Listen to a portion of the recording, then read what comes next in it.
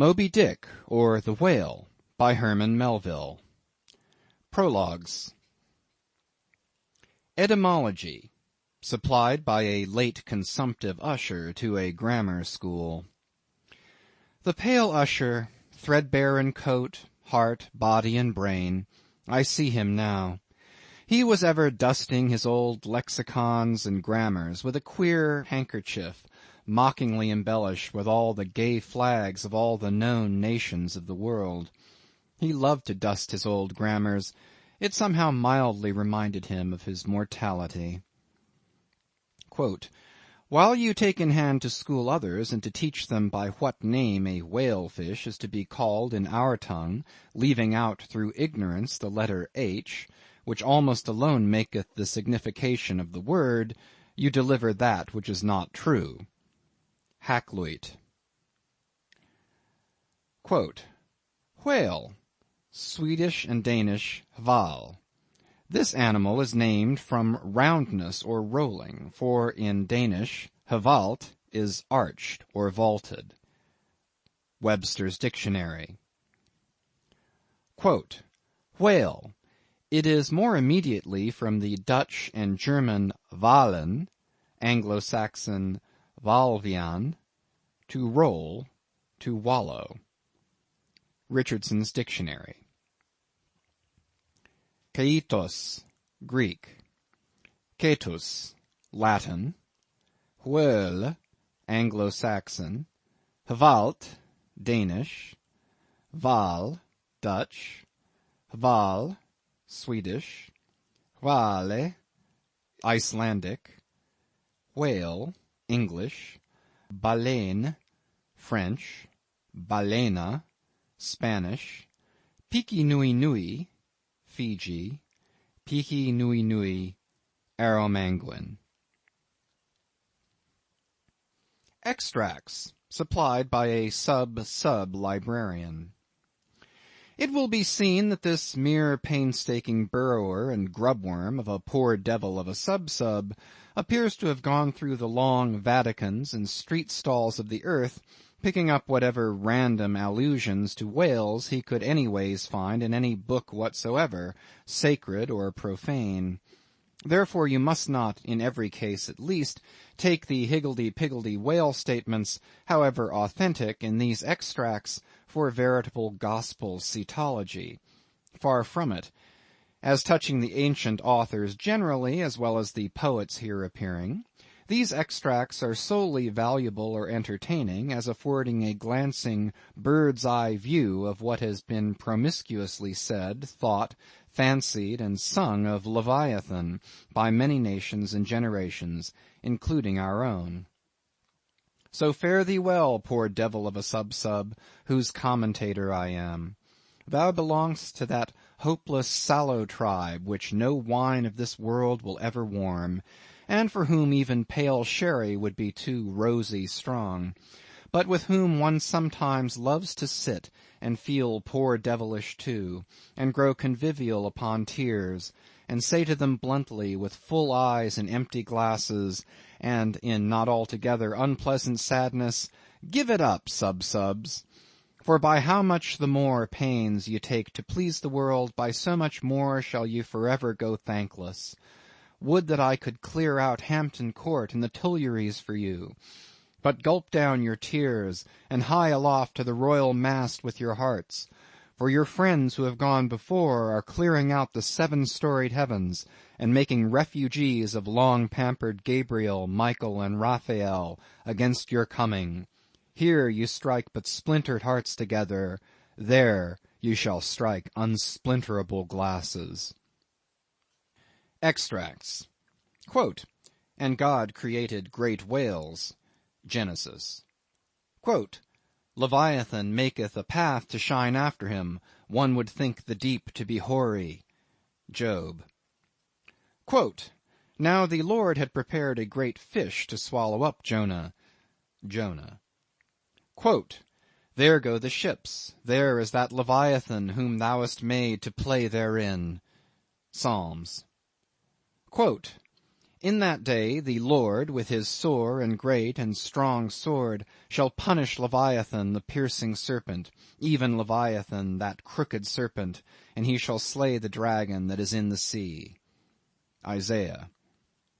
Quote, And what thing soever besides cometh within the chaos of this monster's mouth, be it beast, boat, or stone, down it goes all incontinently, that foul great swallow of his, and perisheth in the bottomless gulf of his paunch. Holland's Plutarch's Morals. Quote, The Indian Sea breedeth the most and biggest fishes that are, among which the whales and whirlpools called Balaena take up as much in length as 4 acres or arpens of land. Holland's Pliny. Quote, Scarcely had we proceeded 2 days on the sea, when about sunrise a great many whales and other monsters of the sea appeared. Among the former one was of a most monstrous size. This came towards us open-mouthed, raising the waves on all sides, and beating the sea before him into a foam. Tux Lucian, The True History.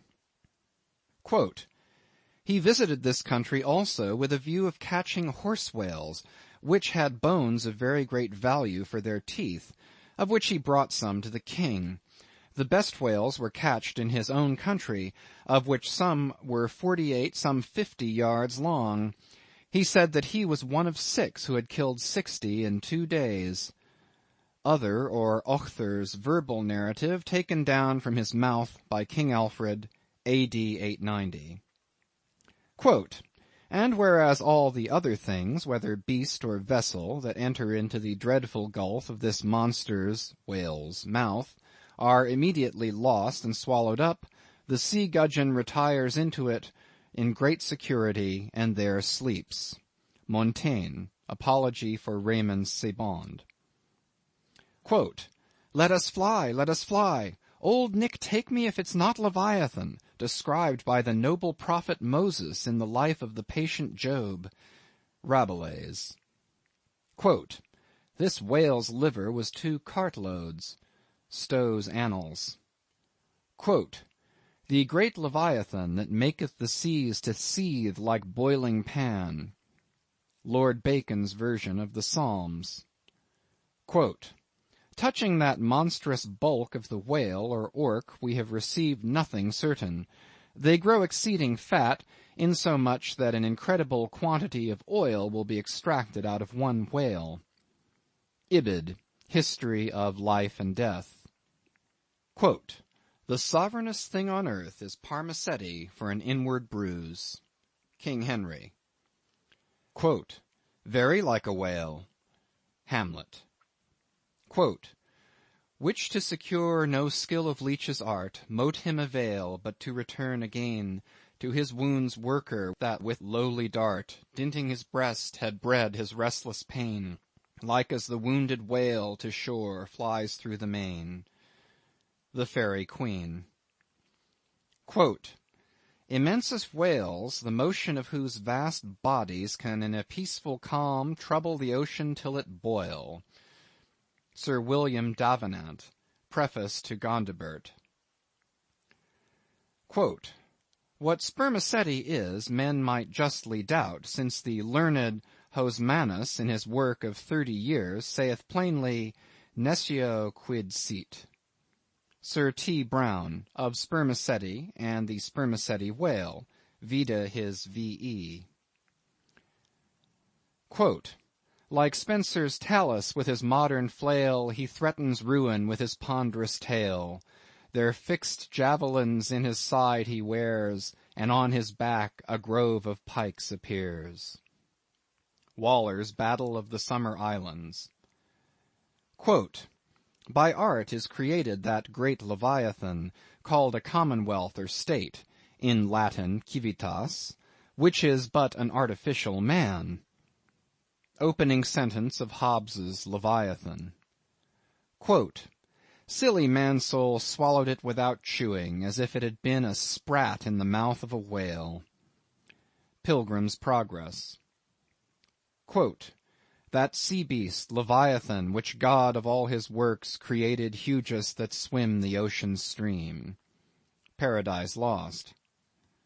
Quote, there Leviathan, hugest of living creatures in the deep, stretched like a promontory, sleeps or swims, and seems a moving land, and at his gills draws in, and at his breath spouts out a sea. Ibid. Quote, the mighty whales which swim in a sea of water, and have a sea of oil swimming in them. Fuller's Profane and Holy State. Quote, so close behind some promontory lie the huge Leviathan to attend their prey, and give no chance but swallow in the fry, which through their gaping jaws mistake the way. Dryden's Annus Mirabilis. Quote, while the whale is floating at the stern of the ship, they cut off his head, and tow it with the boat as near the shore as it will come, but it will be aground in 12 or 13 feet water. Thomas Edge's 10 Voyages to Spitzbergen, in Purchas. Quote, in their way they saw many whales sporting in the ocean, and in wantonness fuzzing up the water through their pipes and vents, which nature has placed on their shoulders. Sir T. Herbert's Voyages into Asia and Africa, Harris Coll. Quote, here they saw such huge troops of whales that they were forced to proceed with a great deal of caution, for fear they should run their ship upon them. Schouten's Sixth Circumnavigation.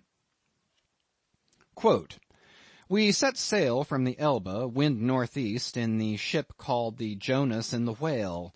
Some say the whale can't open his mouth, but that is a fable. They frequently climb up the mast to see whether they can see a whale, for the first discoverer has a ducat for his pains. I was told of a whale taken near Shetland that had above a barrel of herrings in his belly. One of our harpooneers told me that he caught once a whale in Spitzbergen that was white all over. A Voyage to Greenland, A.D. 1671. Harris Coll. Quote, several whales have come in upon this coast, Fife.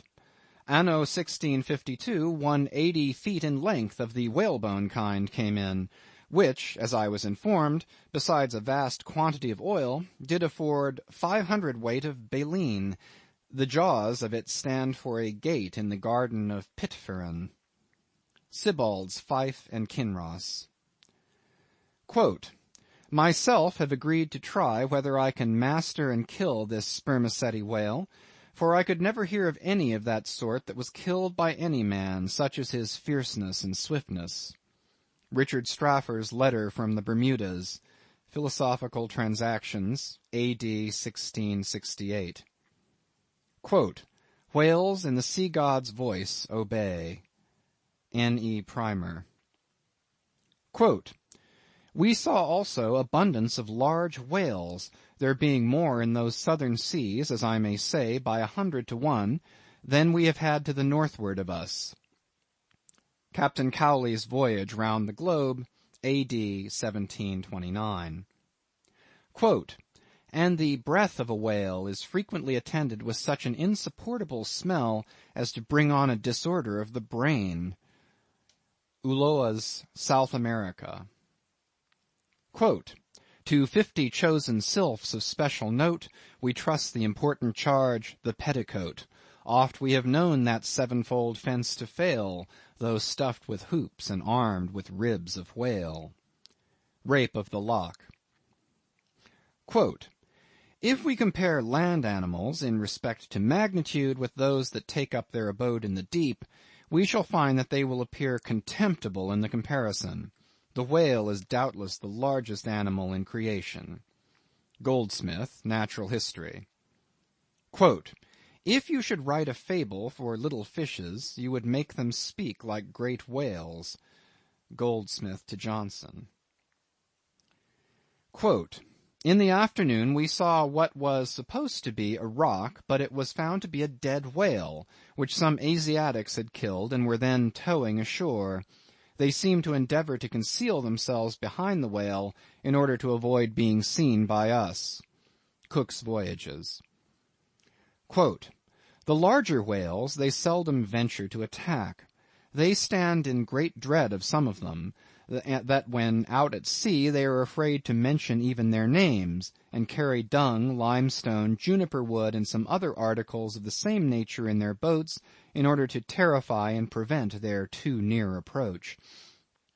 Uno von Troil's Letters on Banks's and Solander's Voyage to Iceland in 1772. Quote, the spermaceti whale found by the Nantuckois is an active, fierce animal, and requires vast address and boldness in the fisherman.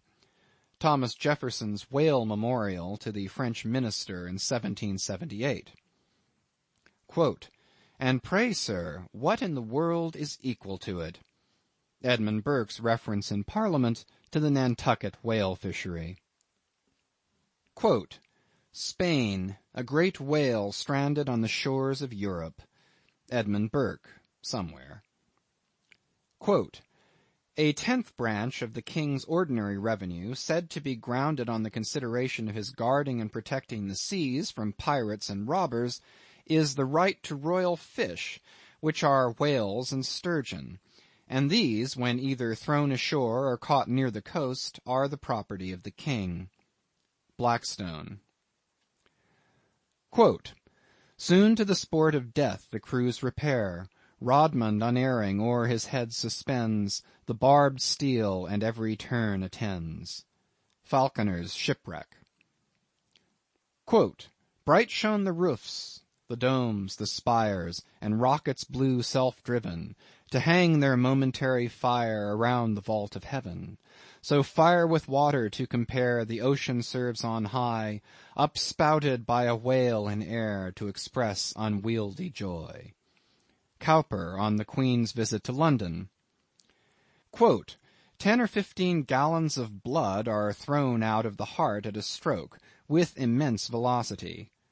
John Hunter's account of the dissection of a whale, a small-sized one. Quote, the aorta of a whale is larger in the bore than the main pipe of the waterworks at London Bridge, and the water roaring in its passage through that pipe is inferior in impetus and velocity to the blood gushing from the whale's heart. Paley's Theology.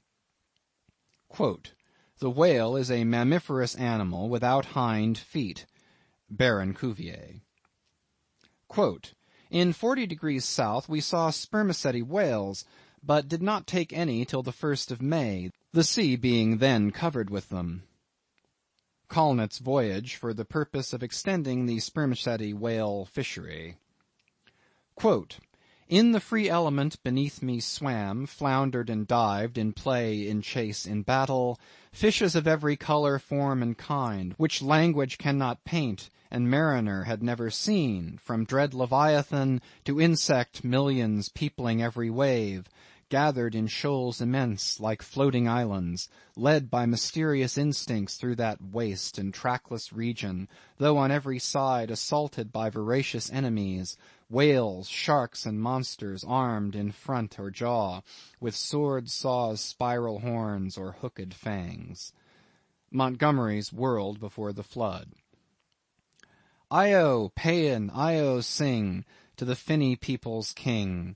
Not a mightier whale than this in the vast Atlantic is, not a fatter fish than he flounders round the polar sea. Charles Lamb's Triumph of the Whale. Quote, in the year 1690 some persons were on a high hill observing the whales spouting and sporting with each other, when one observed, there, pointing to the sea, is a green pasture where our children's grandchildren will go for bread. Obed Macy's History of Nantucket. Quote, I built a cottage for Susan and myself, and made a gateway in the form of a Gothic arch, by setting up a whale's jaw bones. Hawthorne's Twice Told Tales. Quote, she came to bespeak a monument for her first love, who had been killed by a whale in the Pacific Ocean no less than 40 years ago. Ibid. Quote, "No, sir, 'tis a right whale," answered Tom. "I saw his spout. He threw up a pair of as pretty rainbows as a Christian would wish to look at. He's a raal oil butt, that fellow." Cooper's Pilot. Quote, "The papers were brought in, and we saw in the Berlin Gazette that whales had been introduced on the stage there." Eckermann's Conversations with Goethe. Quote, "My God, Mr. Chase, what is the matter?" I answered, "We have been stove by a whale." Narrative of the shipwreck of the whale ship Essex of Nantucket, which was attacked and finally destroyed by a large sperm whale in the Pacific Ocean. By Owen Chase of Nantucket, first mate of said vessel. New York, 1821. Quote, "A mariner sat in the shrouds one night. The wind was piping free. Now bright, now dimmed was the moonlight pale, and the phosphor gleamed in the wake of the whale as it floundered in the sea." Elizabeth Oakes Smith. Quote, "The quantity of line withdrawn from the boats engaged in the capture of this one whale amounted altogether to 10,440 yards, or nearly 6 English miles. Sometimes the whale shakes its tremendous tail in the air, which, cracking like a whip, resounds to the distance of 3 or 4 miles. Scoresby. Quote, "Mad with the agonies he endures from these fresh attacks, the infuriated sperm whale rolls over and over. He rears his enormous head, and with wide expanded jaws snaps at everything around him. He rushes at the boats with his head. They are propelled before him with vast swiftness, and sometimes utterly destroyed.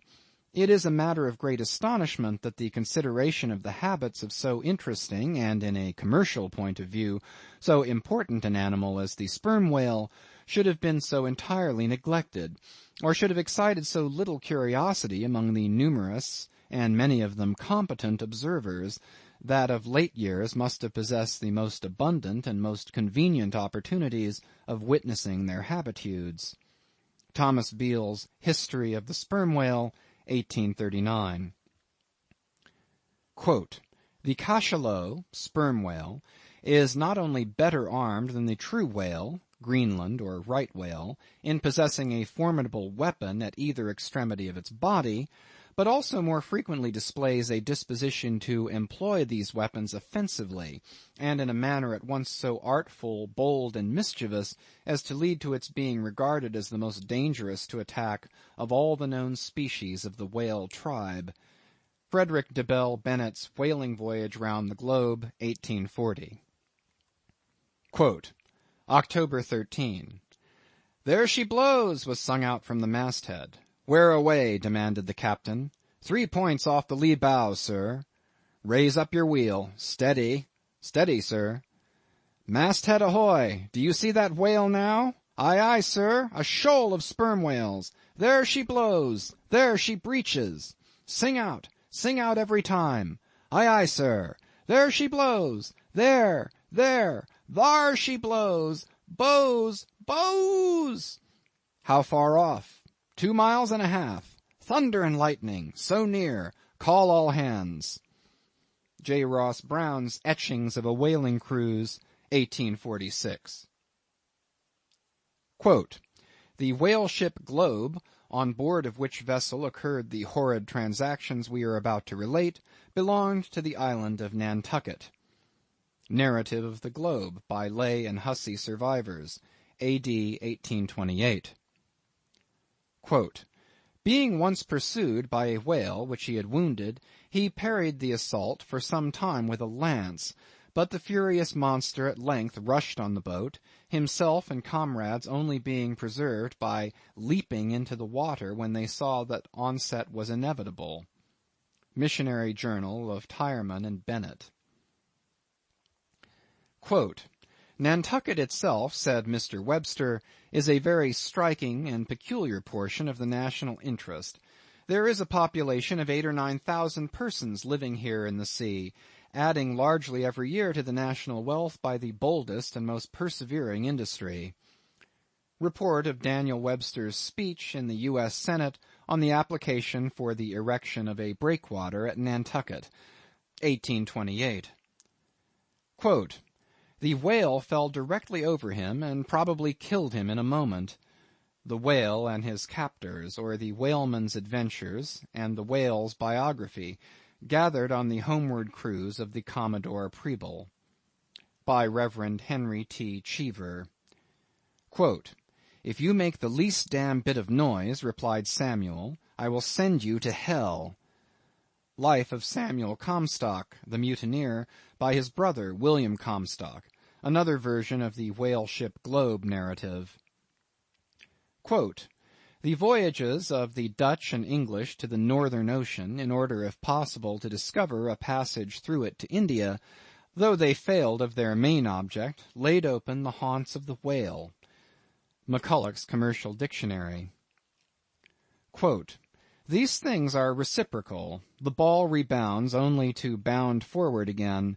For now in laying open the haunts of the whale, the whalemen seem to have indirectly hit upon new clues to that same mystic Northwest Passage." From something unpublished. Quote, "It is impossible to meet a whale ship on the ocean without being struck by her near appearance. The vessel, under short sail, with lookouts at the mastheads, eagerly scanning the wide expanse around them, has a totally different air from those engaged in regular voyage." Currents and Whaling, U.S. XX.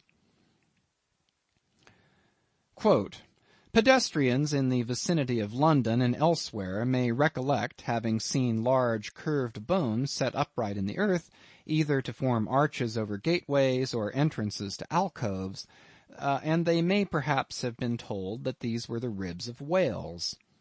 Tales of a Whale Voyager to the Arctic Ocean. Quote, "It was not till the boats returned from the pursuit of these whales that the whites saw their ship in bloody possession of the savages enrolled among the crew." Newspaper account of the taking and retaking of the whale ship Hobomack.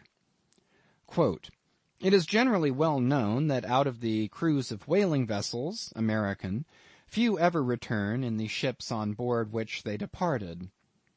Cruise in a whale boat.